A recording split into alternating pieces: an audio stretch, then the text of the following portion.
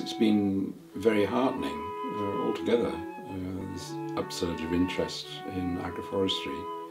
Clearly, from a personal point of view, I would like to think, or hope to think, that we've had some small impact there. And I should say in that respect that I'm always impressed with the way in which people are affected if they come and visit the place and see what's happening in reality, rather than looking at papers or books or whatever, lectures. I think it's extremely important. I think it's vital worldwide, not just in this country, for the future because of the problems of climate change.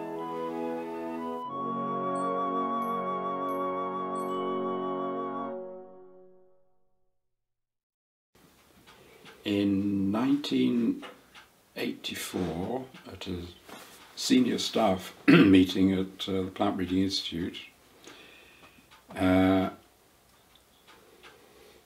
covering all sorts of different topics. I mean, these were monthly meetings. I think we used to have departmental meetings.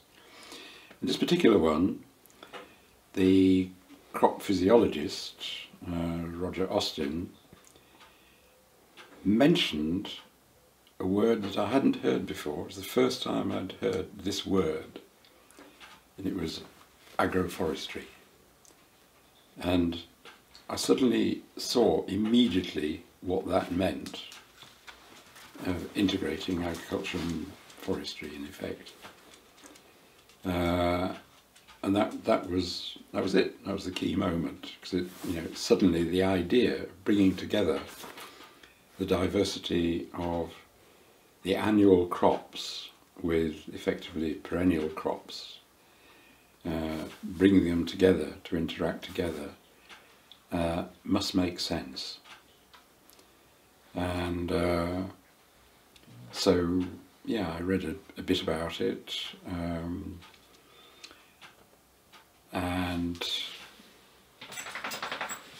very slowly, initially, got a feeling for what this was about. But it wasn't then until, well, nearly 10 years later, I suppose, nearly 10 years later, my wife and I were living in Switzerland at that time. I was working at the Swiss Federal Institute of Technology as a professor of plant pathology. And Anne and I were talking about what we're going to do in the future. We're going to stay in Switzerland. Was I going to retire? Were we going to stay there or go back to the UK? So we made the decision quite early on, really, that we were going to come back here. Having made that decision, we then were really thinking about, well, if we do, what are we going to do here?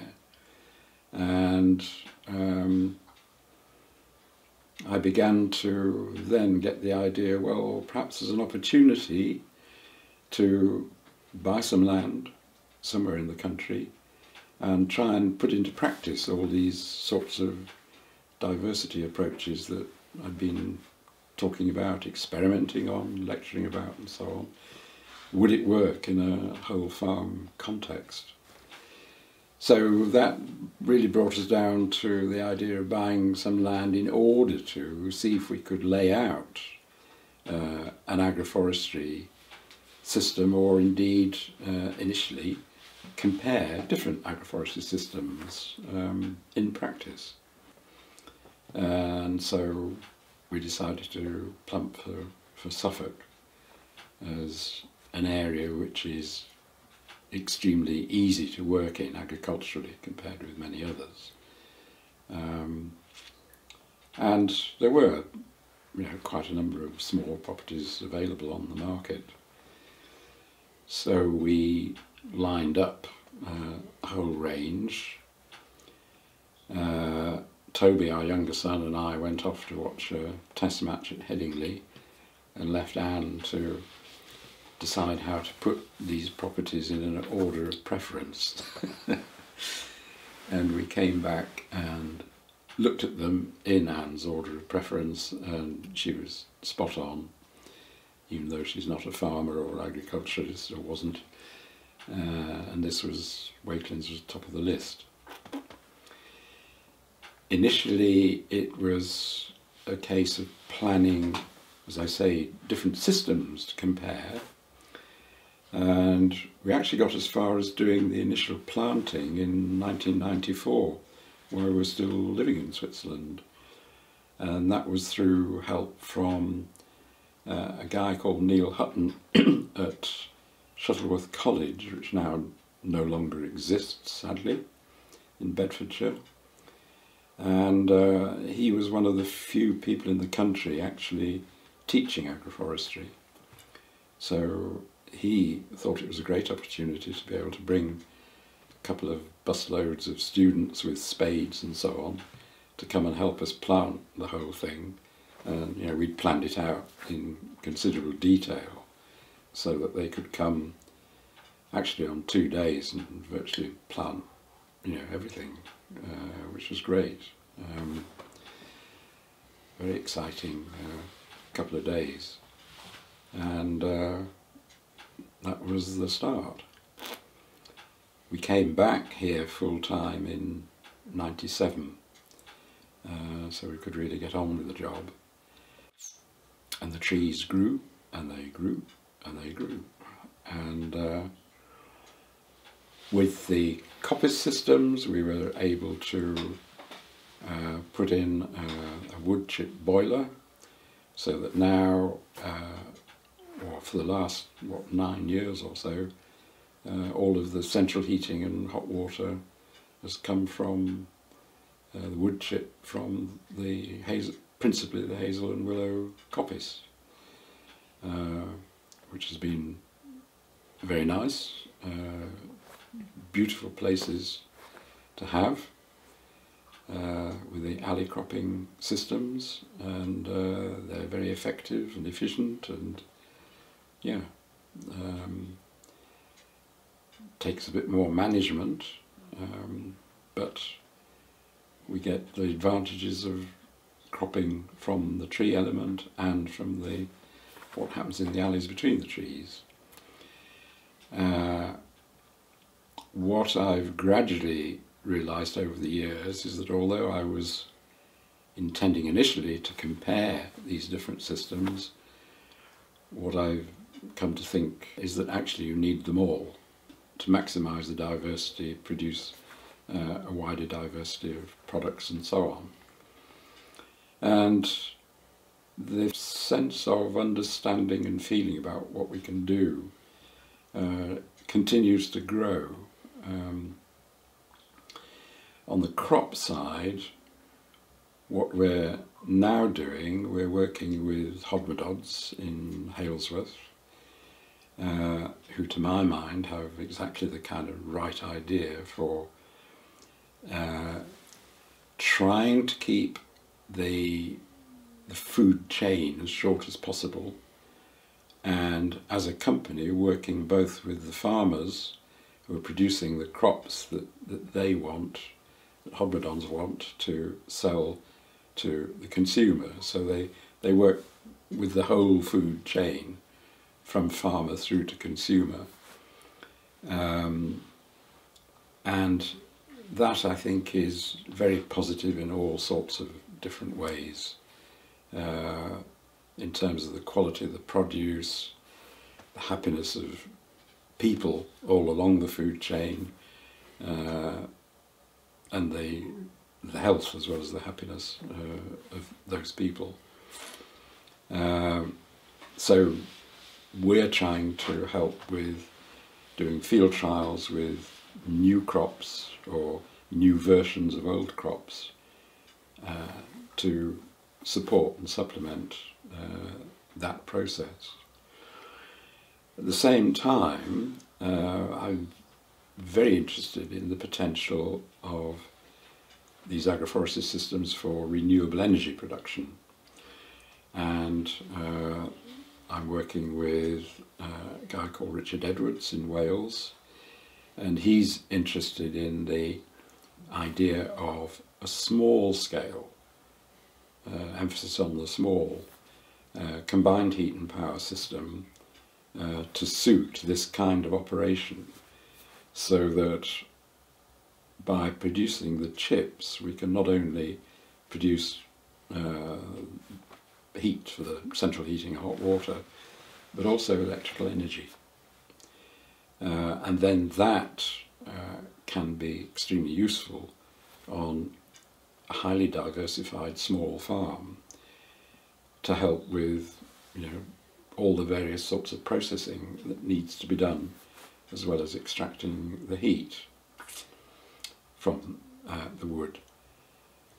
But that also now, what I'm trying to think about and do, is in a kind of parallel way with the trees as with the crops.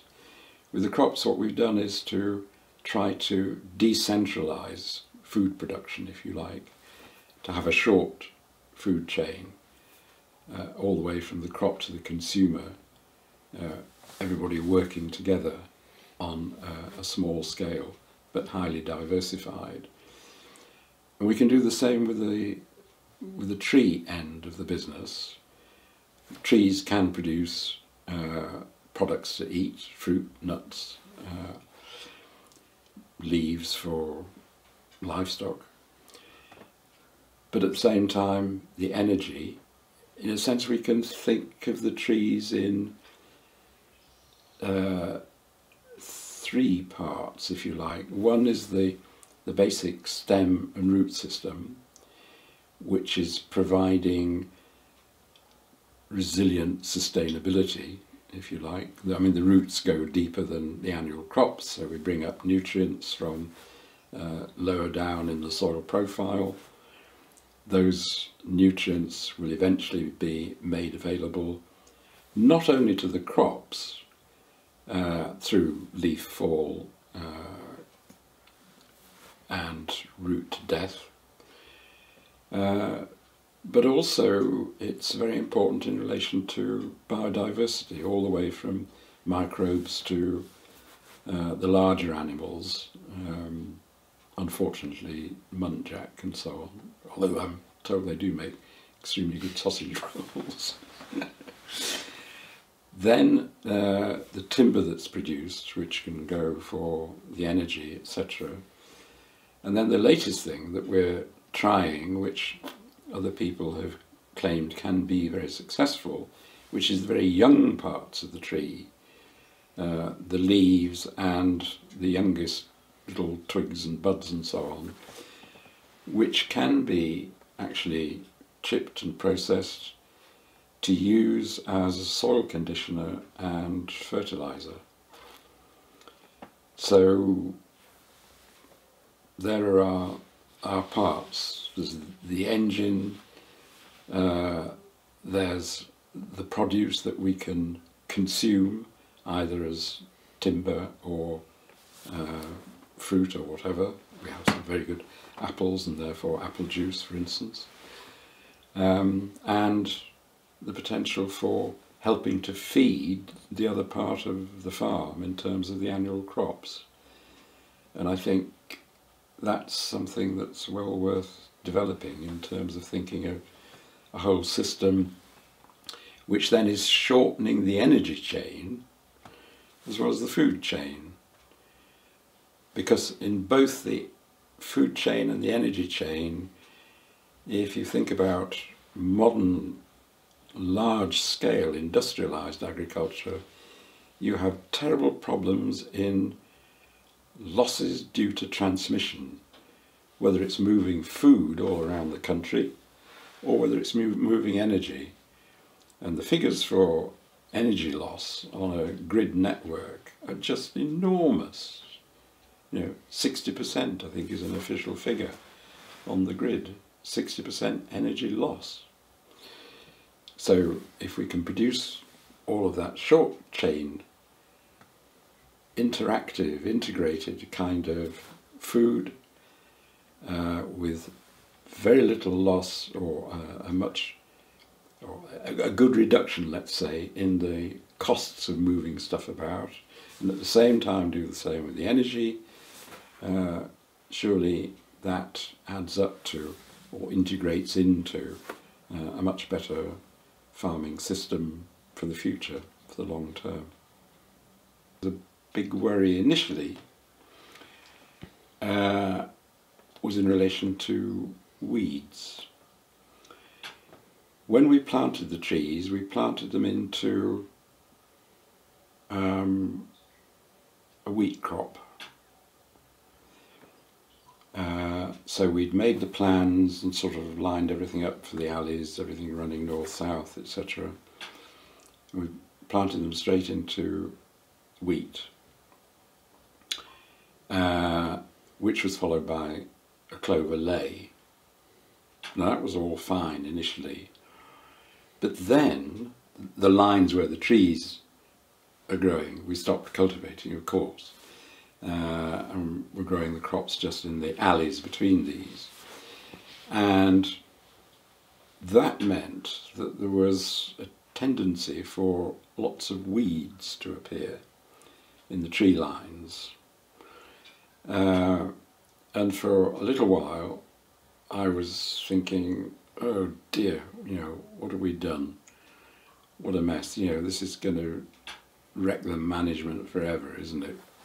Because I was doing things like using a compact tractor to mow the sort of strip under the trees, which is actually a very pleasant job to do, as you sort of weave among the trees. But, having to do that regularly several times a season, every season, was a bit ridiculous, to say the least. What I hadn't really thought about enough was the normal succession of plants in an environment.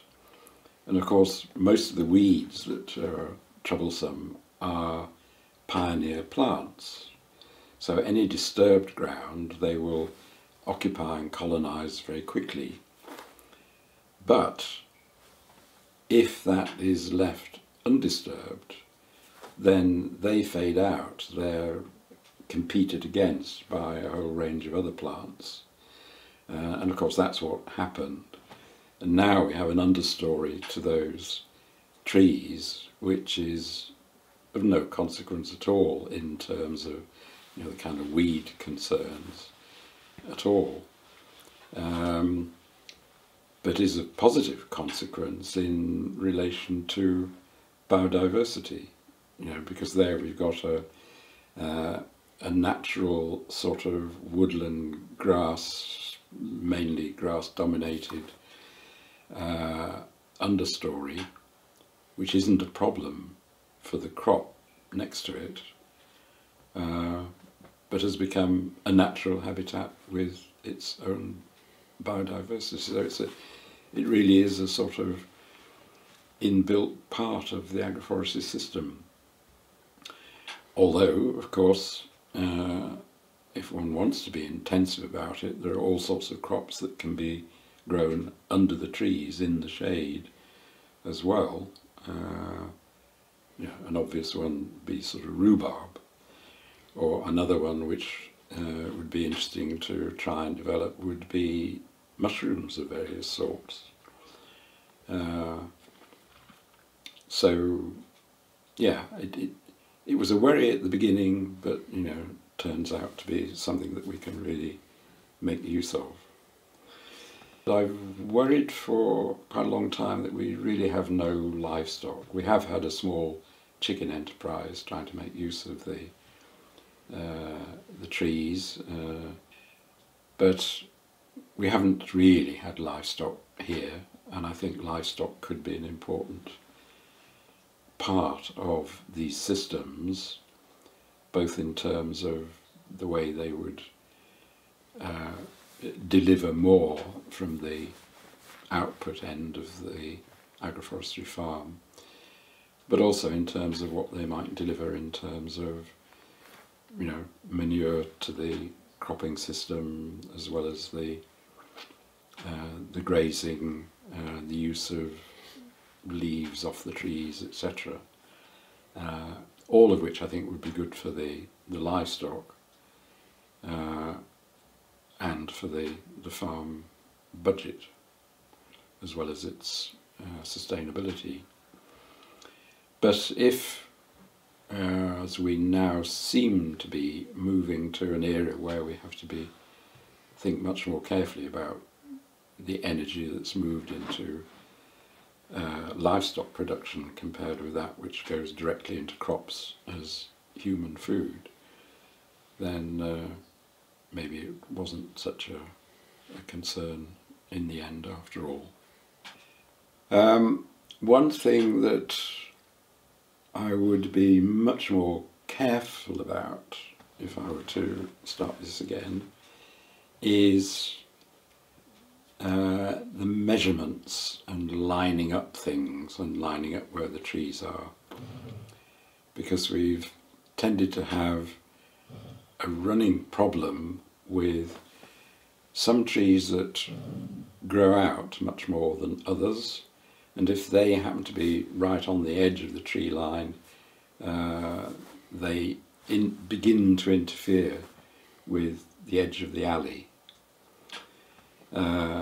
So making sure there's enough room for everything to grow and not interfere with the alley dimensions and shape, because that really needs to be set rather precisely in relation to how many plough bouts you might fit in when it's time for ploughing or mowing or whatever. When we started doing it, things like laser measures and so on hadn't really become common, so it was, tape measures and sticks and bits of paper and so on, so it was quite tricky to get it reasonably straight anyway. It's much easier to do that sort of thing these days, cheaply. But yeah, do the planning right at the beginning, because you're going to have to live with it for, one hopes, a long time. And it's not only, all this production of healthy food, renewable energy, etc., etc., but just having the trees there is good for the soul. I mean, the Japanese, they have this new system of forest bathing. The idea that just walking and enjoying woodland is actually good for human beings. How that works exactly is, I don't think we yet know enough, but if we evolved, under sort of savanna conditions with low level woodland everywhere, if that's how we evolved, we're going to be enjoying more trees around, and I certainly do, without a doubt.